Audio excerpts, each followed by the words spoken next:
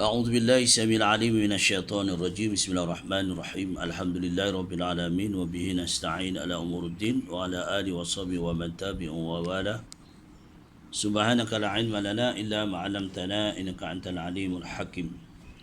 رب اشرح لي صدري ويسر لي أمري واحلل عقدة من لساني يفقهوا قولي. اللهم افتح حكمتك وانصر علينا من أذان رحمتك يا أرحم الراحمين. ربي يسر ولا تعسر وتمم بالخير.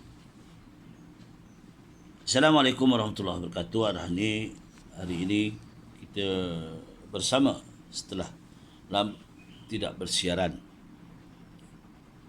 Hari ini kita melakukan persiaran balik kerana ada masalah-masalah yang tak dapat kesibukan, tak dapat untuk bersiaran. Jadi hari ini iaitu 10 Rabiul Awal 1442 Hijriah bersamaan hari ini 27 Oktober 2020. Saya nak menekankan tentang perkara-perkara yang kita perlu jaga, iaitu tentang kebersihan ketika kita melaksanakan wuduk. Merupakan syarat untuk kita diterima amal ibadah kita. Syaratnya kita ada mempunyai air wuduk ataupun air sembahyang. Sama ada mempunyai air wuduk itu mesti wajib dan sunat. Wajib ketika kita nak menunaikan sembahyang, sama ada sembahyang fardu, sembahyang sunat, ya, dan ketika kita nak membaca Al-Quran, menyentuh Al-Quran rasam Utsmani, ya, Quran yang tidak ada tafsiran, maka kita wajib. Itu ketika itulah wajib kita dimestikan mempunyai air wuduk ataupun air sembahyang.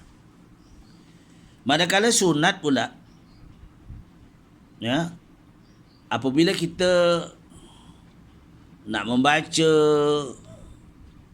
surah maksurat misalnya, kita nak membaca ayat-ayat suci Al-Quran misalnya, ataupun kita nak memulakan azan atau surat, ataupun kita nak melakukan pekerjaan-pekerjaan, nak membaca buku, mutalaah, ya, disuratkan kita ada air sembahyang atau air wuduk.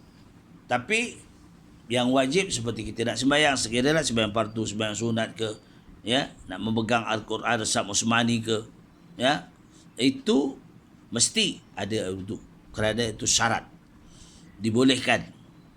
Ya, kita nak sembahyang mesti ada syaratnya, ada wuduk ataupun air sembahyang. Ni berhubung tentang air wuduk ini diceritakan dalam hadis ini, ya, iaitu daripada Anas ibn Malik radhiyallahu an, berkata Anas ibn Malik, kana ashabu Rasulillah sallallahu alaihi wasallam ala ahdihi yantaziruna al-isya'a hatta tahfiqa ru'usuhum summa yusalluna wa la yatawadda'u. Akhrajahu Abu Daud wa sahahu Daraqutni wa asluhu fi Muslim. Ya, hadis ini menceritakan dah kerana Islam ni mempunyai peraturan-peraturan yang lengkap, tetap, yang ditetapkan oleh syarak berhubung tentang amal ibadah. Oleh itu Islam tidak menerima ibadah seseorang melainkan setelah memenuhi syarat-syarat yang tertentu. Misalnya ibadat solat, ialah ianya disyaratkan ada air sembahyang baru diterima amalannya. Kalau tidak ditolak, lara. Melainkan setelah mematuhi syarat-syarat yang tertentu, berwuduk misalnya terlebih dahulu. Mengambil wuduk pula disyaratkan dengan air yang bersih. Begitu juga wuduk seorang dikira batal disebabkan oleh perkara-perkara yang tertentu di bawah ini, iaitu diperturunkan beberapa hadis mengenai perkara-perkara yang membatalkan wuduk. Ya, sebagai hadis yang saya bacakan tadi, ya, daripada sanadnya daripada Anas bin Malik. Jadi maksud daripada hadis tersebut daripada Anas bin Malik radhiyallahu an telah berkata ia, para sahabat di zaman Rasulullah sallallahu alaihi wasallam menunggu sembahyang Isyak hingga terangguk-angguk kepala mereka, terlena. Jadi terlena waktu dia nak menunggu solat Isyak tu, maghrib Isyak tu, kerana makan masa yang lama. Ya, Rasulullah, ya, sebab Rasulullah selalunya bila lepas sembahyang maghrib dia balik, ya, kemudian Isyak tu dia makan masa yang lama kerana waktu Isyak tu masanya panjang tau. Tu sebabnya dilambatkan sedikit dia ketika menunaikan solat fardu Isyak. Menunggu sembahyang Isyak hinggalah terangguk-angguk kepala mereka disebabkan terlena, ngantuk. Kemudian mereka sembahyang tanpa mengambil wuduk.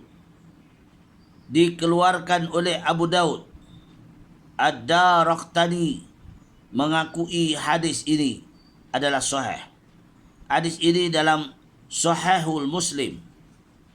Jadi pengajaran daripada hadis ini, seseorang yang tertidur dengan kedudukan tetap, iaitu papan pungkongnya ataupun tetap punggungnya, ya, tidak batal. Dia tidur bersila lah, ya, seperti tidur bersila, dia tengangguk-angguk kepala, tapi itu punggungnya tidak terangkat, maka tak batal.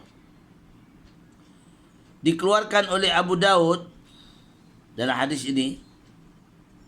Jadi menunjukkan kalau seorang itu kalau duduk lama pun, kalau teranggut tidak terangkat akan punggungnya tetap, maka tidak batal.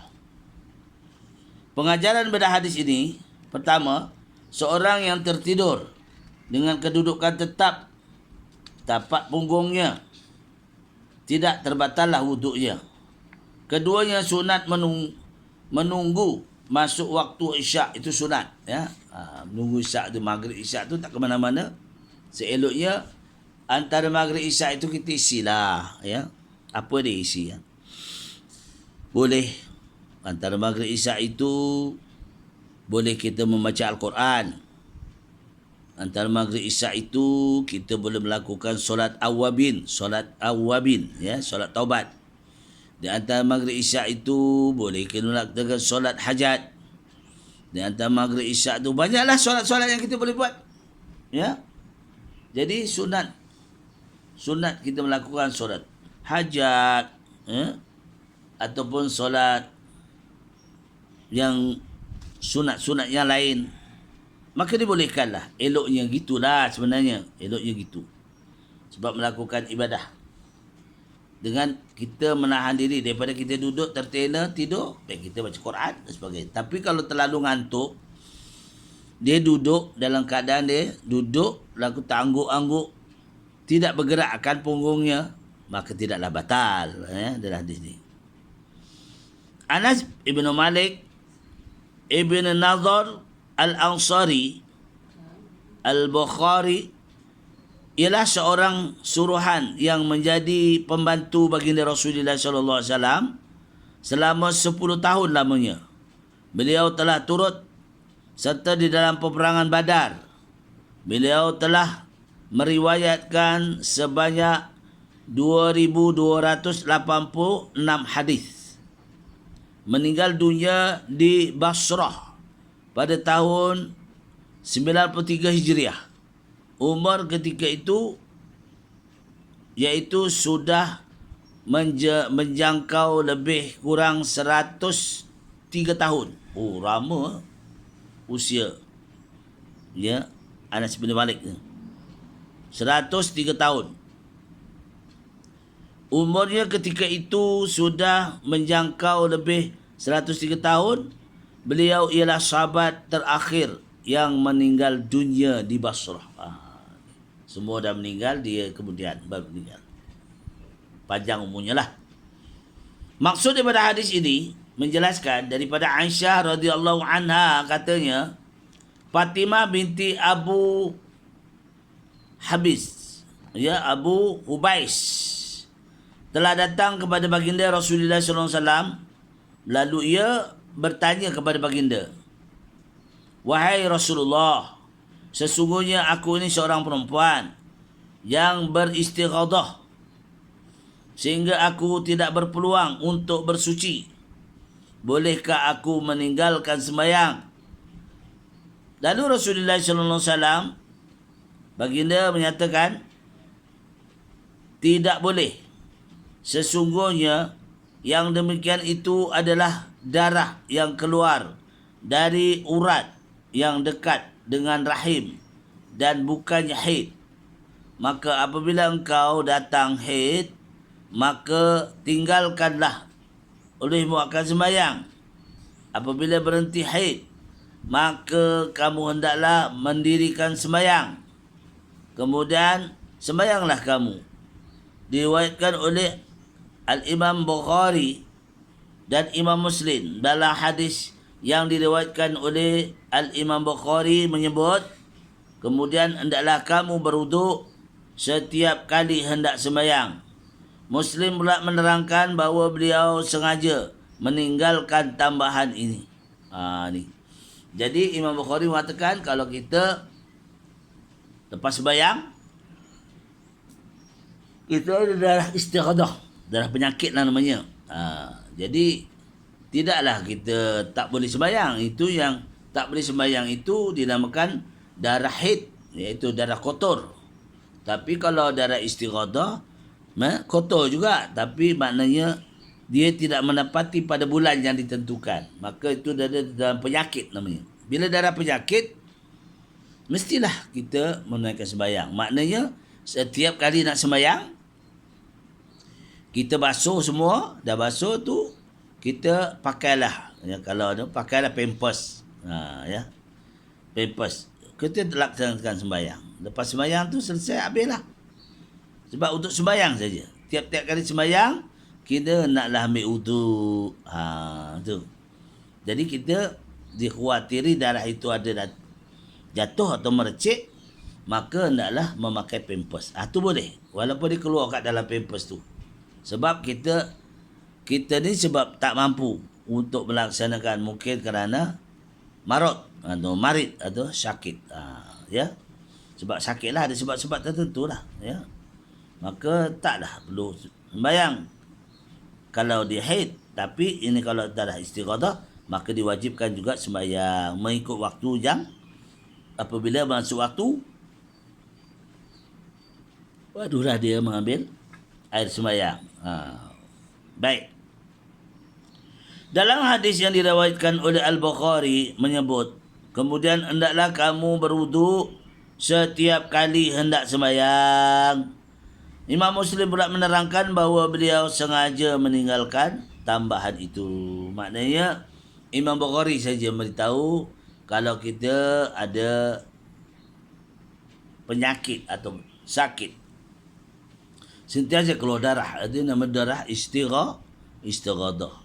Bila darah istighadah ni darah penyakit, dia tak boleh tidak ada. Ni untuk perempuan lah, ya, untuk perempuan, bukan untuk lelaki, untuk perempuan.